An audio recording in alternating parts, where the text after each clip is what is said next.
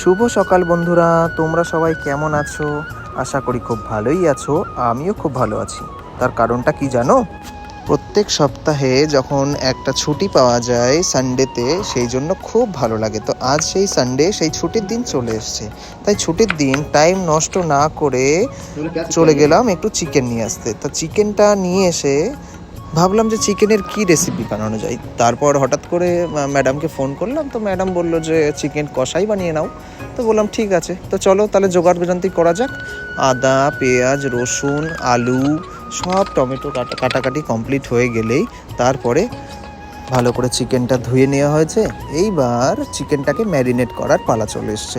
একটু টক দই নিয়ে নিয়েছিলাম ম্যাডামের কথাতে, তো টক দই নাকি খুব ভালো হয়, লেবুর থেকে ম্যারিনেটটা ভালো হয়। তো সেই কারণে আমি টক দই দিয়ে একটু ম্যারিনেট করে রেখে দিচ্ছি কিছুক্ষণের জন্য।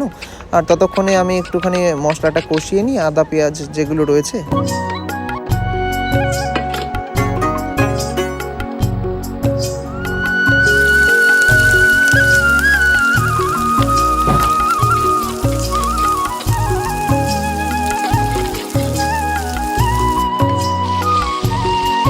জানো বন্ধুরা, এই রান্না বান্না করা না প্রচণ্ড খাটনির কাজ।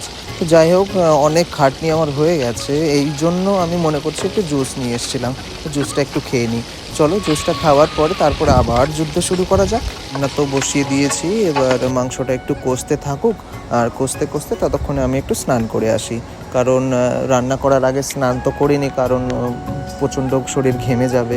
যার কারণে চলো এবার ফটাফট স্নানটা সেরে এসে তারপর ফ্রেশ হয়েই একবারে খাবারটা খাবো। ততক্ষণে হয়তো চিকেন আমার হয়েও যাবে। তো মোটামুটি চিকেন আমার প্রায় তৈরি হয়ে গেছে। তো এইবার আমার ভাত হয়েও গেছে। ভাতটা আমি অন্য জায়গাতে বসিয়ে দিয়েছিলাম, তো সেখান থেকে ভাতটা নিয়ে চলে এসেছি। চলো এবার শেয়ার করি তোমাদেরকে আমার নিজের রেসিপিটা নিজের কাছে কেমন লাগলো।